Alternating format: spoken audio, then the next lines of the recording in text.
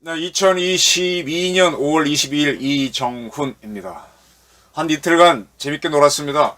시간 가는 줄 모르겠던데 이 꽃 좋고 날씨 좋은 5월 그냥 보내기 아깝습니다. 이러한 5월 중에 한미 정상회담이 열렸습니다. 그 중에 나온 몇 가지를 정리해 보도록 하겠습니다. 오늘의 제목, 문재인의 탈핵은 빠이빠이, 이제는 한미 원자력 동맹이다. 이번 정상회담에서 경제동맹, 기술동맹 이야기가 나왔는데 좀 더 구체적으로 기술동맹 중에서 원자력 동맹으로 가자. 제 이정훈의 해석입니다. 부제는 가운데 중자입니다. 중농축 여러줄 SMR 소형 모듈 원자로죠. SMR 기반으로 공격 원잠을 지향하라. 이거는 제가 우리 사회와 우리 군부, 우리 정치권, 우리 행정부에 던지는 요구사항입니다. 어제 한미 정상회담이 있었습니다. 어떻게 열리나 궁금했습니다. 저는 하루 종일 청와대 뒷산에 올라가서 인왕산에서 놀았는데, 인왕산이 아니죠. 북악산에서 놀았는데 좋더만요. 처음 간 것도 아닌데 새삼 여러 가지를 봤습니다. 정상회담은 먼저 소인수 회담으로 열렸습니다. 양국 대통령이 참석하고 우리 쪽에서는 김성한 안보실장, 박진 외교부 장관 들어갔습니다. 두 분 다 사실은 전공이 국제정치학인 분들이죠.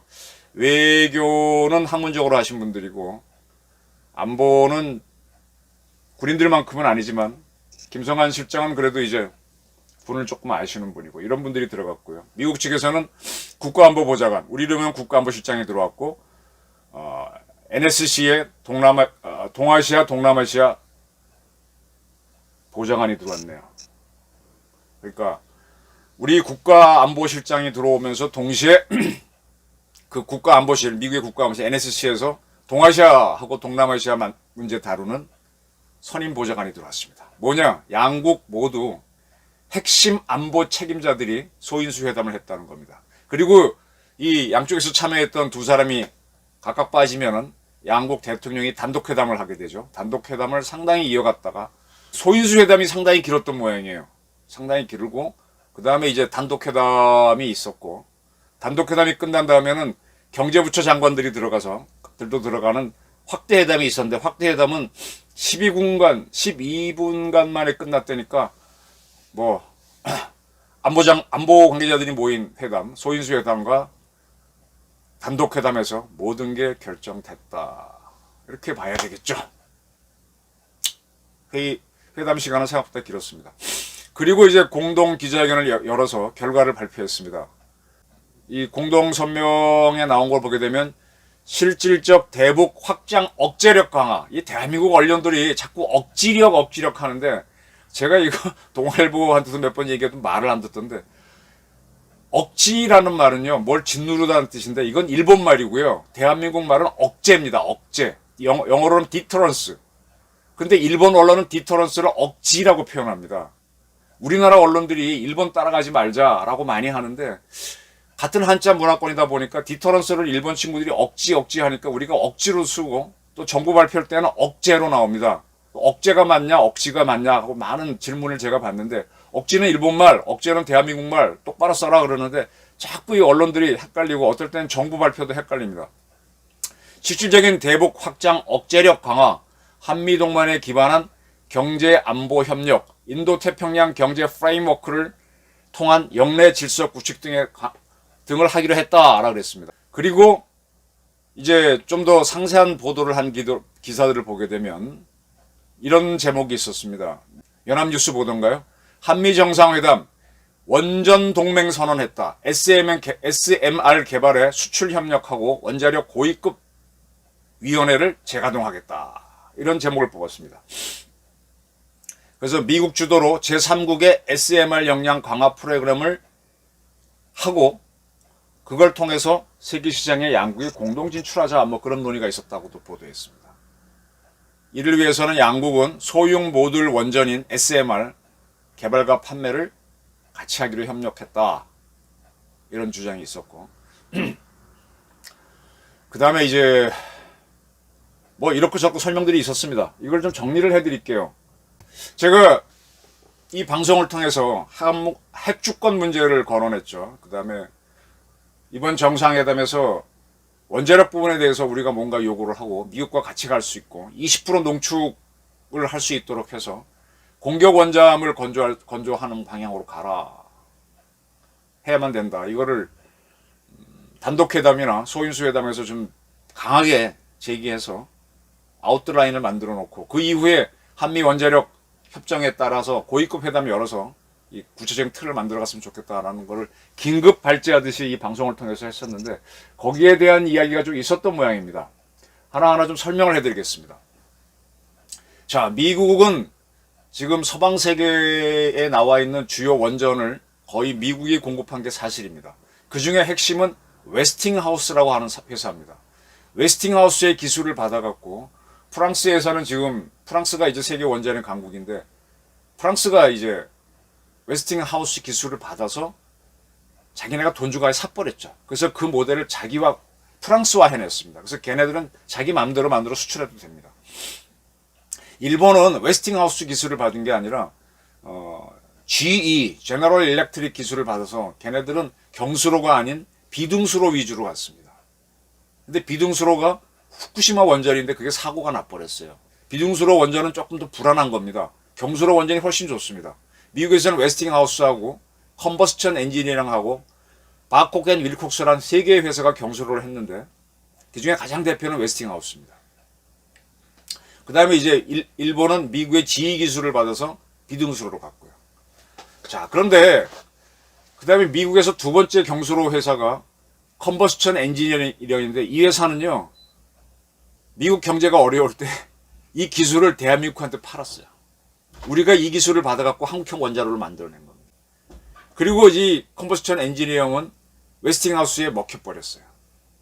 그 다음에 세 번째 미국의 경수로 회사인 바콕 앤 윌콕스는 그 유명한 미국의 3마일 섬 원전을 지었다가 그게 사고가 났죠. 이건 후쿠시마와 달리 방사능이 전혀 나가지 않았습니다. 자연 방사능 외에는 없었어요. 전혀 안 나갔습니다. 경수로는 사고가 나가도 안 나갑니다. 그러나 이 사고로 이 회사는 완전히 망했습니다. 컨버스천 엔지니어링은 우리한테 기술을 다 주고 웨스팅하우스에 먹혔고, 그죠? 그래서 미국은 두 개의 경수로 회사가 없어지고 웨스팅하우스만 남았는데 일본은 GE 기술을 갖고 비등수로를 했습니다. 근데 비등수로가 문제가 있어서 일본의 도시바라고 하는 뭐라고 할까요? 우리라면 삼성전자쯤 된다 그럴까요? 그 회사가 원자력에 진출을 합니다. 근데 미국의 웨스팅하우스가 미국도 이 어리석은 대통령 카터 같은 사람이 나와갖고 원전을 안 지었거든요. 웨스팅하우스가 힘이 없으니까 일본의 도시바가 웨스팅하우스를 사버립니다. 지금은 다시 또 분리됐어요. 분리됐지만 이 도시바가 그때 웨스팅하우스를 샀을 때 자기네 영향력을 발휘하기 위해서 이사를 몇 명 집어넣겠죠. 그 이사들이 지금 웨스팅하우스에 남아 있습니다. 지금 미국의 원자력 회사 중에 가장 유명한 건 큰 회사로는 웨스팅하우스인데 이 회사는 하도 원전을 안 지어서 원천 기술은 갖고 있지만 기술자도 별로 없고 이걸 지을 수 있는 공장도 없는 상황입니다. 그러나 이 회사가 뭘 요구하느냐? 이 프랑스에 자기네가 판매한 거에 대해서는 돈 다 받았으니 어쩔 수 없고 한국 거는 컨버스천 엔지니어링 갖고 우리나라 고유의 원자로인 APR과 OPR을 만들었지만 거기에 그 컨버스천 원천 기술을 웨스팅하우스가 샀기 때문에 우리한테 뭐라고 개입할 여지가 약간 있습니다.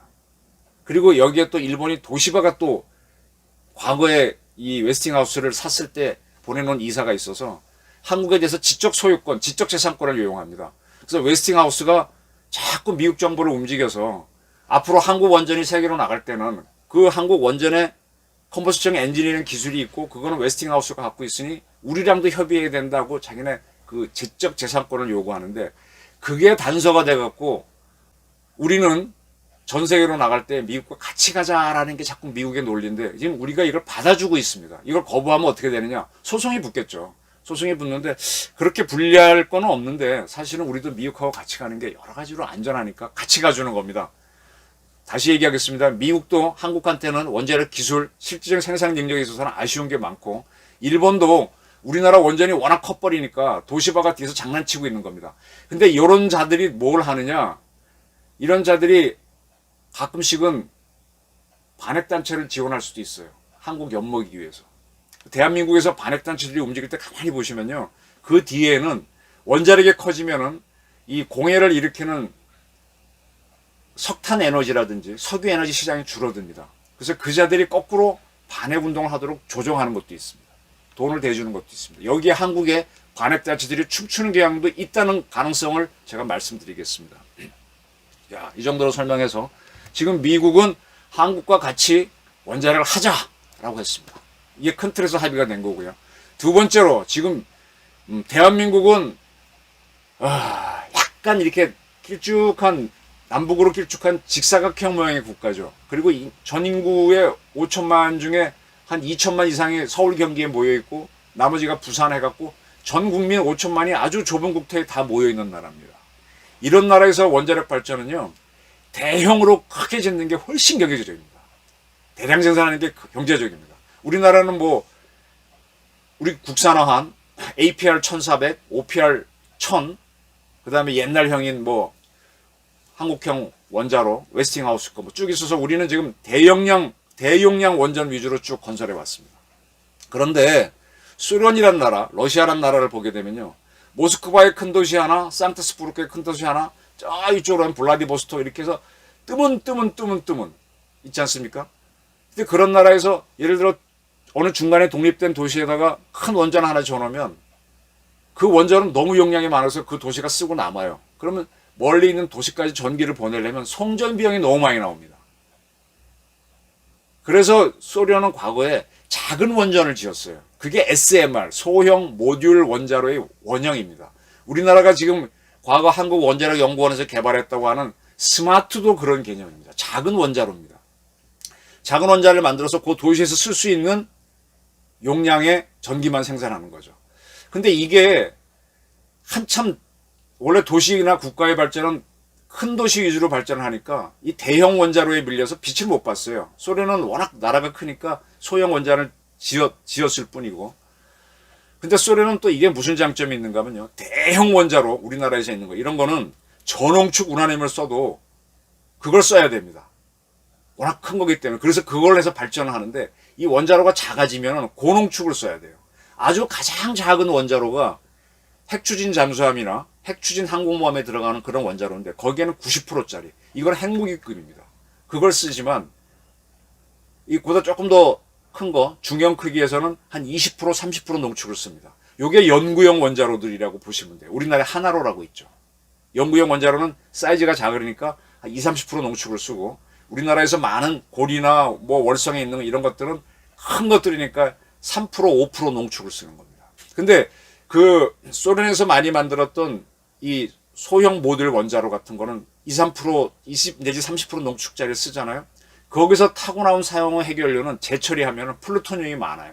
대한민국에서 많이 운영하는 대형 원자로에서 태우는 저농축 우라늄을 태우고 난 다음에는 뽑아낼 플루토늄이 적습니다.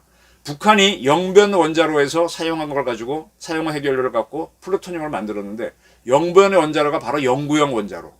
그러니까 중간 정도 농축한 20, 30%짜리 농축한 우라늄을 쓰기 때문에 이게 쉬운 겁니다. 그래서 그걸 갖고 그들은 플루토늄을 만들어서 핵무장을 한 겁니다. 과거 소련도 이렇게 작은 원자로를 도시마다 만들어서 그 도시에 전기를 공급하고 거기서 나온 사용 해결료를 재처리해서 플루토늄 만들고 그걸로 핵무기를 지금까지 만들어 왔던 겁니다. 자, 이렇게 쭉 왔는데 1991년도에 소련이 무너지죠. 무너지고 난 다음에 이제 그때쯤에 미국과 러시아가 스타트 협정을 맺어서 서로 핵무기를 줄이려고 합의를 합니다. 그래서 이제 러시아가 핵무기, 특히 이제 중앙아시아 독립한 CIS 국가에 독립한 나라들로부터 핵무기를 다 활수하죠. 우크라이나에서 갖고 오고 다 갖고 오죠. 그래서 이제 필요 없게 되는 것들을 거기에는 90% 농축된 우라늄이 들어가 있는 경우가 많은데 그걸 갖다가 쉽게 말하면 물을 타서 썩는 거죠. 희석시켜 갖고 3 내지 5%를 만들어 세계 시장에 내놓습니다. 미국이 이 러시아의 핵무기 양을 줄이기 위해서 그래 니들은 그 핵무기를 고농축한 걸 희석한 걸 세계에 팔 수 있도록 2013년까지 팔 수 있도록 시장을 열어줍니다. 그래갖고 갑자기 전 세계에서 핵연료 값이 뚝 떨어져요. 러시아에서 물량이 워낙 많이 나오니까. 그래서 그게 나와갖고 대한민국도 지금 러시아 거를 많이 사서 그거 갖고 우리가 지금 원자로를 뗐기 때문에 더 싼 것도 있습니다. 네, 쌌습니다.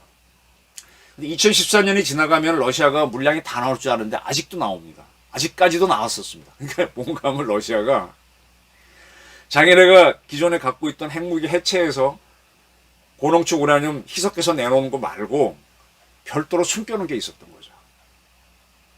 그러니까 앞으로 전쟁 나면 새로 만들기 위해서 숨겨놨던 것들인데 그것도 쓸모없을 것 같으니까 사짜짜작 내서 지금까지도 물량이 나와가지고 이게 세계 원자력 시장에서 핵연료 가격이 쌌었어요. 그런데 이게 무슨 변수가 생겼느냐? 러시아가 우크라이나를 쳐들어갔잖아요. 쳐들어가니까 미국이 러시아가 수출하는 걸 다 제재합니다. 제재하니까 러시아에서 나오는 이 저농축 우라늄이 막혀버린 겁니다. 근데 문제는 미국이 한 100기 정도의 대용량 원전을 운영하는데 미국도 회사들이니까 러시아산 싼 농축 우라늄을 사갖고 대형 원자로를 돌렸던 거예요. 근데 미국이 쏘는 러시아 걸 막아버렸으니까 전 세계가 지금 이제 다 저농축 우라늄이 부족하게 된 상황에 부닥친 겁니다. 그렇게 되면 이제 미국은 자기네가 갖고 있던 농축 우라늄을 세계 시장에 내놓을 수 있게 되죠. 자, 이게 한번 기회고 또 하나 뭐냐?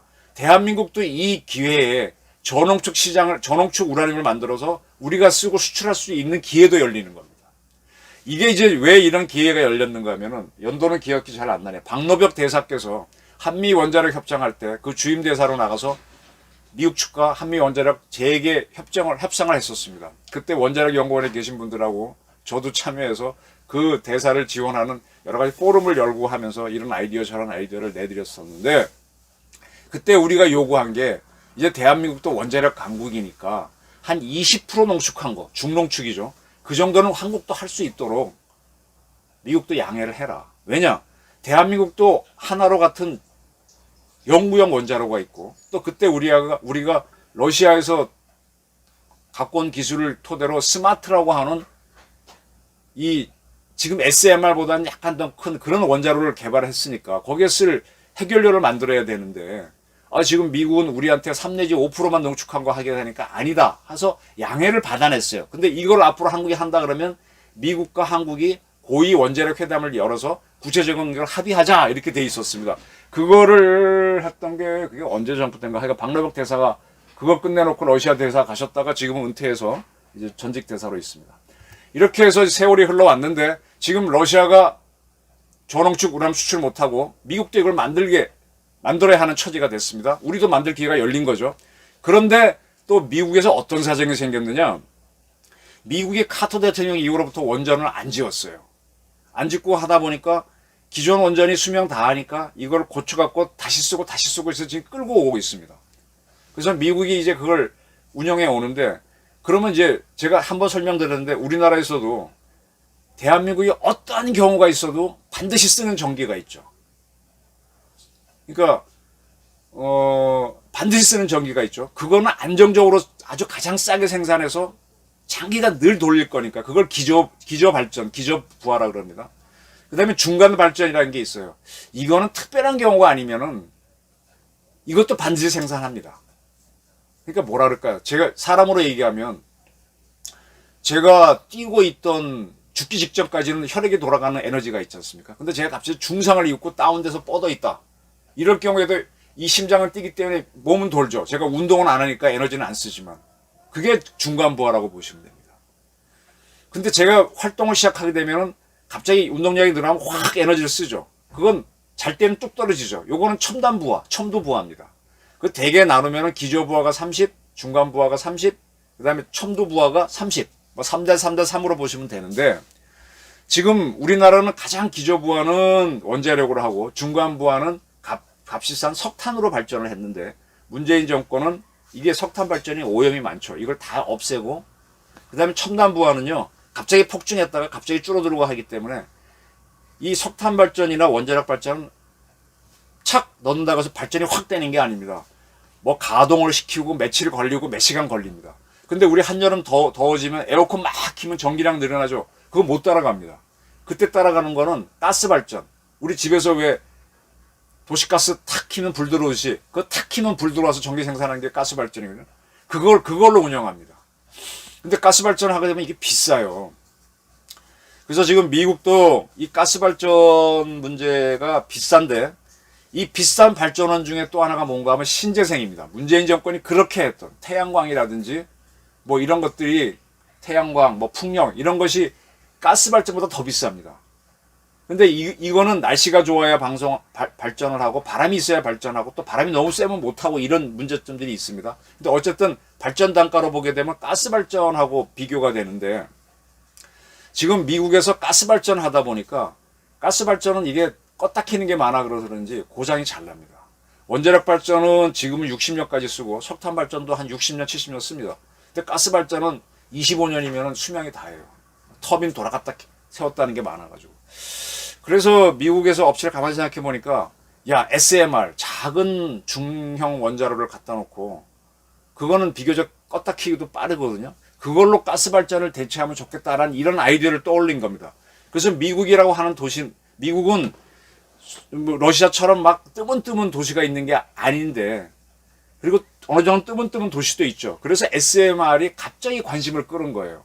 이 기술은 옛날에도 소련도 했던 거고 러시아도 했던 거고 요걸 줄이면은 핵추진 잠수함이나 항공모함에서 돌아가는 추진체가 되는 건데 시장이 그동안 대형 원전 때문에 안 나왔는데 이 가스 발전이 경제성이 적다 보니까 또 신재생이 나오는데 원자로는 오염이 없지 않습니까? 그러니까 이게 된다라고 하면서 시장이 열린 겁니다.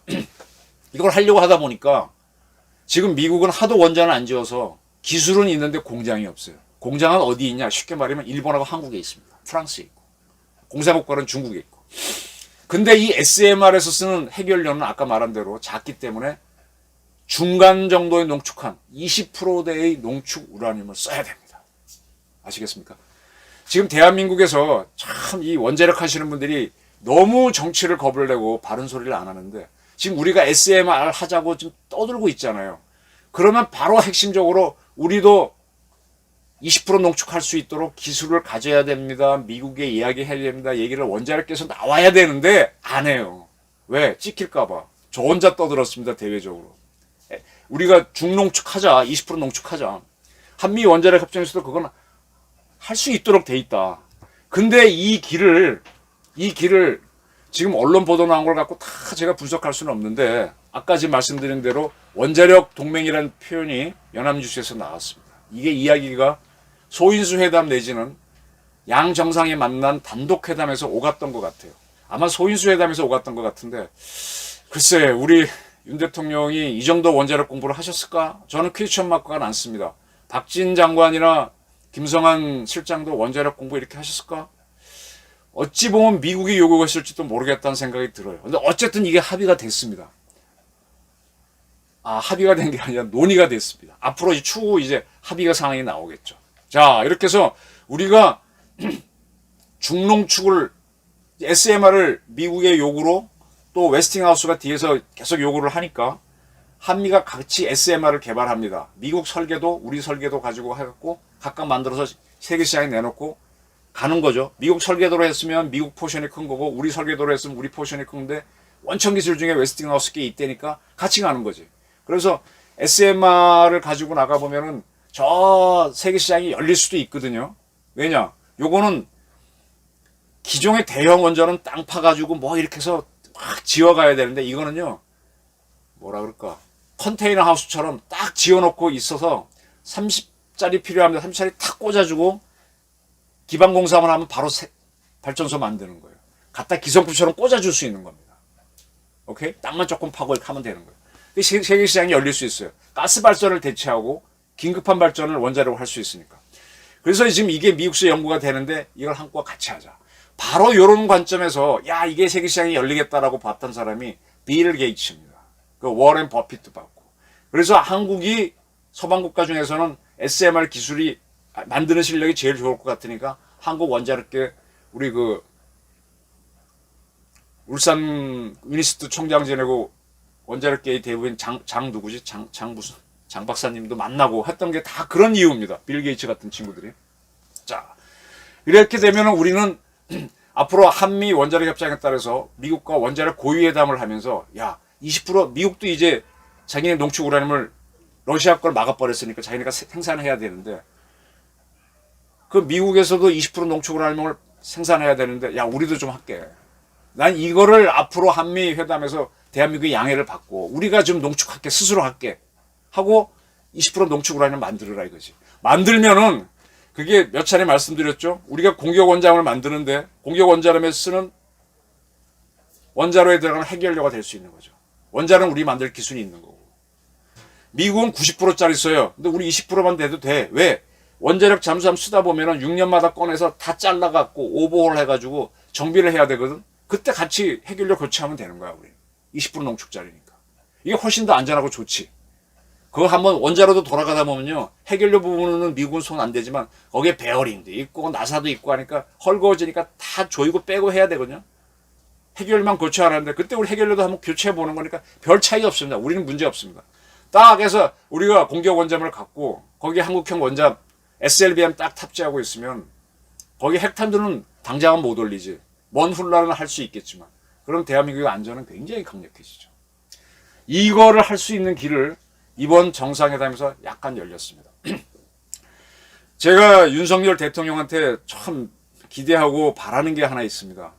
이승만 대통령을 욕하는 사람들 많은데 이승만 대통령이 대한민국 최초의 국책연구소로 원자력 연구소를 세웠습니다. 그 개소실이 개소한 날이 3.1절 날 합니다. 지금 한국 원자력 연구원이 다른 날을 택해서 자기네 개원일로 했지만 시작은 3.1절이었습니다. 그리고 그분은 한국도 핵을 갖기 위해서 꿈을 꿨던 분이고 박정희 대통령은 쉽게 말하면 개뿔도 없으면서 원폭 만들겠다고 추진했던 사람입니다. 그거 갖고 카트하고 티격태격 싸웠습니다. 주한미군 철수한다니까 원자력 그러면서 한국형 뭐 고리원전 짓고 월성원전 짓고 밀어붙였던 사람입니다. 그게 문제가 돼서 박정희 대통령이 돌아가시고 전두환 대통령은 영악하니까 그래 우리 원폭 안 만들어. 대신에 한국형 원자력 기술을 국산화하겠다 그래서 컨버스천 엔지니어링 기술을 싹 받아들여가지고 국산화 APR 1000, OPR 1000을 만들게 하도록 한 큰 그걸 했죠. 자 그리고 이제 YS라고 하는 뭐 시시한 대통령이 지나가고 난 다음에 김대중 대통령 시절에 김대중 대통령이 북한하고 남북 정상회담을 하고 그랬습니다. 근데 그때 장인순 박사가 한국원자력연구원의 원장으로 계셨는데 레이저 농축 장비를 갖고 와서 우라늄 광석을 가지고 쓸데없는 걸 다 띄어내고 우라늄만 찾아내는 농축을 했었습니다. 이게 가돌리늄 농축 기술을 갖고 한 건데 그게 참 특이해요. 장인순 박사의 행동이 애국적으로 봐야 될지 반대로 봐야 할지 여러 가지 논쟁이 있는데 근데 문제는 미국이 이걸 알았다는 얘기입니다. 그래서 지켜만 보다가 그 다음에 노무현 씨가 대통령이 돼가지고 우리가 미국 바짓가랭이나 붙잡고 살자는 겁니까 하고 반미로 가니까 미국 이걸 딱 깝니다. 까가지고 노무현 장관이 아차 해가지고 우리가 이제 이런 농축을 안 한다는 의미로 카이낙이라고 하는 연구소를 만들죠. 원자력 연구원 같은 경우는 켈인데 이거는 원자력 기술을 개발하는 거라면 카이낙은 정치적 외교적으로 우리가 해선 안 되는 것 해야 되는 걸 판단하는 그런 연구소를 만든 거예요. 그래서 카이낙이 지금 우리나라 그 원자력 기관들을 다 정치 경제적으로 정치 외교적으로 살펴보고 있습니다. 이렇게 해서 간신히 넘겼습니다. 그다음부터는 이제 우리나라는 노무현이 그랬으니 뭐 이명박 박근혜는 농축을 쳐다보지도 않고 왔는데 다만 이제 한미 원자력 협정을 할 때 새로 개정을 할 때 우리가 막 요구해서 20% 농축까지는 할 수 있는 여지를 만들어 놨는데 이게 이번에 가동되게 됐습니다. 따라서 윤석열 정부는 한 번쯤은 미국을 상대로 이번에 바이든 대통령을 상대로 저 태권도 어릴 때 공인 2단이었습니다. 약속 대련이 있고 자유 대련이 있어요. 자유 대련은 그냥 싸우는 거예요. 약속 대련은 사전에 약속하도록 착 치면 탁 맞고 이렇게 짜고 치는 시나리오도 뭐 컴피티션이라 해야 되나? 사실 그걸 했었으면 하길 제가 굉장히 원했었습니다. 야 뭐냐 지금 북한이 핵 개발했다. 그러니까 지금 남북 한반도 비핵화 공동선언은 깨진 거 아니냐.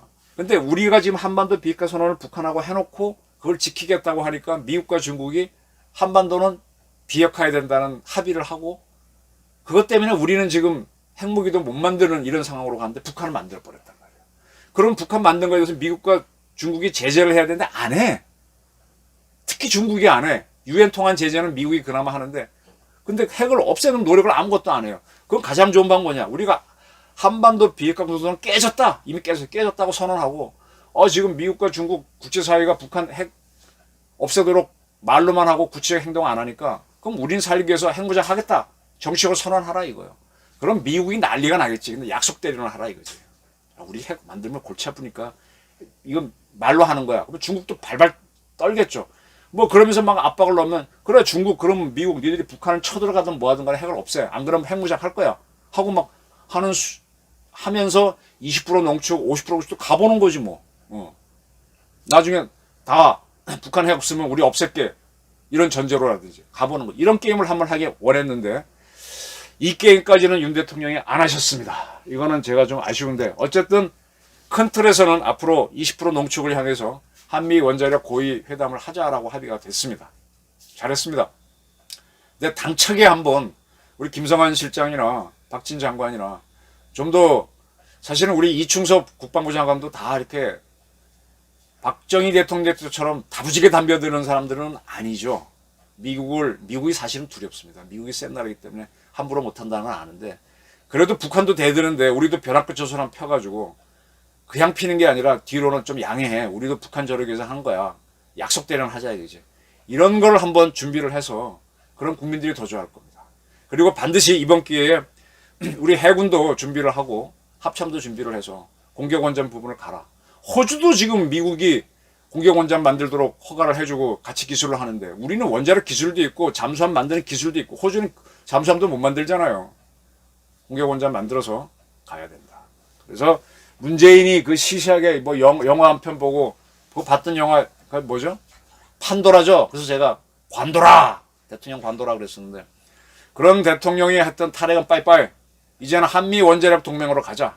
그래 좋다. 웨스팅하우스가 물고 늘어지고 그 뒤에 도시화가 있는 거 느낌 나는데 좋아 같이 가. 돈 좀 너희도 좀 먹어.